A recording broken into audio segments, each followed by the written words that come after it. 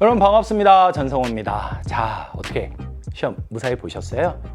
여러분들한테 점수가 어땠니? 라고 묻기에는 여러분들이 일상을 지키면서 공부하기에 쉬운 환경은 아니었습니다. 그래서 더욱더 이번 시험을 잘 본 친구들이 있다면 많은 박수를 보내드리고 싶어요. 그리고 설령 좀 힘들었던 친구들도 아직 실망하긴 이르다. 우리는 아직 제대로 시작을 못 해봤다. 그 말씀을 전해드리고 싶습니다. 그래서 저는요, 9월 달까지 됐고 여러분들하고 해설 강의만도 벌써 2학년 때 3번째 만났는데 9월 달까지 됐지만 그럼에도 불구하고 여러분들이 지금 당장 어느 정도를 이뤘냐 이것보다는 여러분들이 얼마나 관심 갖고 한국지를 해왔고 그리고 여러분들이 앞으로 더 잘하기 위해서는 어떤 것들을 신경 쓰면 좋을지 그런 앞으로의 계획에 대해서 도움이 될 수 있는 그런 시간을 간단히 갖고 싶습니다. 자, 전체적인 단원 비중은 이랬어요. 1단원에 3문제, 2단원에 5, 3단원에 4, 4단원에 5, 5단원에 3문제. 전체적으로 한국지리 아직 진도가 전범위가 아니었기 때문에 이 정도 수준의 문제 개수들을 보였는데요. 지금 자체 문제 개수보다 전체적인 범위가 됐을 때 어떻게 됐을지가 조금 더 궁금하실 수 있는데 1단원은요. 고3 경우로 하면 한 문제나 많으면 2문제가 돼요. 그리고 2단원은요. 4문제고요. 3단원은요. 3문제예요. 그러니까 지금 한 문제씩 추가가 되고 있는 거죠. 4단원은요. 이거보다 문제가 좀 적어집니다. 근데 4단원은 적게 잡으면 3문제고 많이 잡으면 진짜 고3 때도 5문제가 나올 수 있는데 그게 왜 그러냐면 4단원부터 도시나 촌락이나 지역개발 이런 걸 배우는 4단원부터 소위 말하는 인문지리라고 부르는데 2단원, 3단원에선 지형이나 기후를 배웠고 이런 건 자연지리예요. 그리고 4단원부터는 인문지리라고 하는 부분을 배우는데 이 부분부터 배우는 내용들이 뒤쪽에 가게 되면 7단원 이렇게 가면서 지역지리 파트라고 해서 또 다시 한번 그것들을 반복적으로 배우게 됩니다. 그래서 단원 구분이 애매할 때 4단원에 넣을 수도 있고 아니면 뒤쪽에 7단원에 넣을 수도 있고 이런 문제들이 좀 생기는 부분이 있다고요.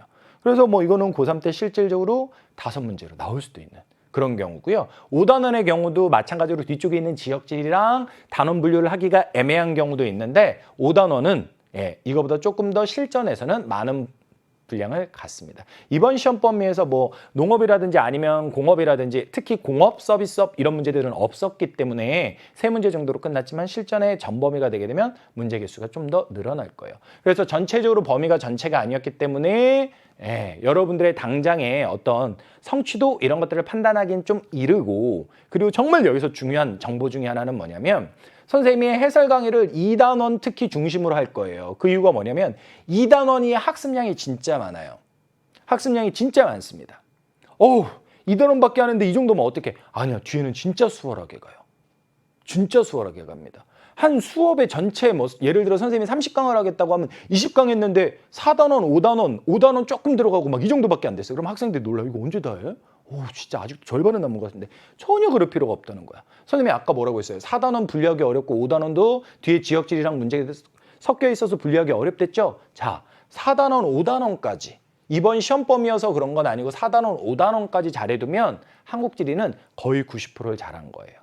뭐 6단원의 인구도 있지만 여기까지가 진짜 중요합니다. 그리고 그 중에서도 가장 이번 평가 때도 그렇고 제가 포커스를 맞추는 거는 해설 때도 그렇고 포커스를 맞추는 건 2단원 자연지리 파트입니다. 왜? 학습량이 전체 3분의 1이니까.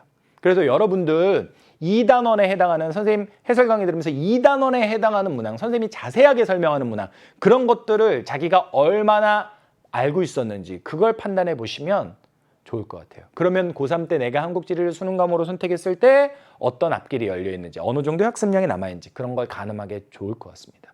그래서 전체적으로 전범위가 아니었기 때문에 단원의 분석은 큰 의미는 없지만 명심하셔야 될 건 학습량은 2단원이다.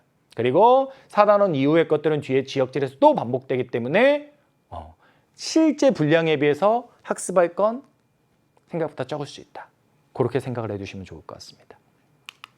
자, 모의고사에 있어서 단원별 배분이나 이런 건 전범위가 아니었으니까 그렇게 됐고 전체적인 학습 과정으로는 말씀을 드렸는데 고2 모의고사하고 고3 모의고사의 가장 큰 차이가 뭐냐면 저는 그래서 이제 친구들 고3 올라오는 친구들한테 사탐 선택의 기준에 있어서 중요한 거긴 한데 왜 고3 때 지리를 선택했니? 그랬을 때 고2 때 모의고사 점수가 좋아서요 라고 하면 이거는 약간 반반으로 봐요. 왜 반반으로 보냐?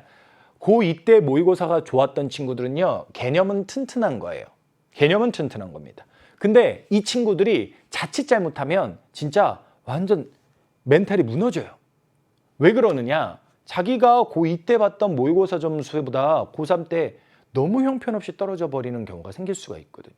물론 방심해서라는 심리적 요인도 있을 수 있습니다만 실질적으로 기술적으로 분석을 해봐도 고2 때 잘 봤던 친구들이 고3 때 떨어질 수 있는 이유가 있는데 그게 바로 뭐냐면 자료예요, 자료.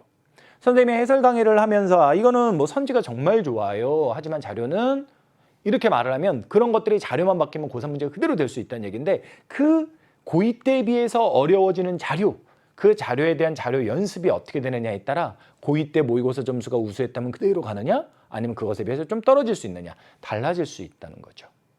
근데 그렇다고 세상에 없는 자료가 만들어지는 건 아니잖아요. 여러분들 꼬마 지리학자 만들라는 건 아니잖아요. 그래서 지금 여러분들이 봤던 점수, 그 모의고사에서 점수를 잘 받았다면 자기 스스로 쓰담쓰담 해주세요. 나 개념 잘 쌓았다 이렇게. 하지만 내가 그 점수를 바탕으로 고3 때 과목을 선택하려고 단순하게 생각한다면 그거는 앞에 놓인 지뢰가 있을 수 있다. 뭘 극복해야 된다? 자료를 극복해야 된다. 그리고 그 자료를 극복하기 위한 노력을 부단히 지금부터라도 해주시면 고3 때 수능 과목으로서 지리를 가져갔을 때 엄청 우월한 내용 속에서 유지할 수 있는 거죠. 한국 지리가요 학습량이 적지 않아요. 솔직히 말씀드리는 거예요. 왜냐면 내 제자들이 여러분들 관심 갖고 고2 때부터 이렇게 해설 강의까지 보는 여러분들이 피해를 안 봤으면 좋겠습니까?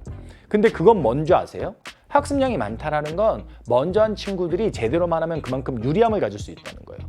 나중에 들어왔을 때 뭐 이렇게 어떻게 국어적인 능력으로 아니면 운으로 극복할 수 없는 부분이 있다는 거예요. 단 제대로 한다면. 제대로 먼저 시작한다면 좋은 결과로 이어질 수 있다는 거죠. 그래서 지금 고2 때 모의고사를 잘 본 친구들 개념 훌륭하다. 쓰담쓰담.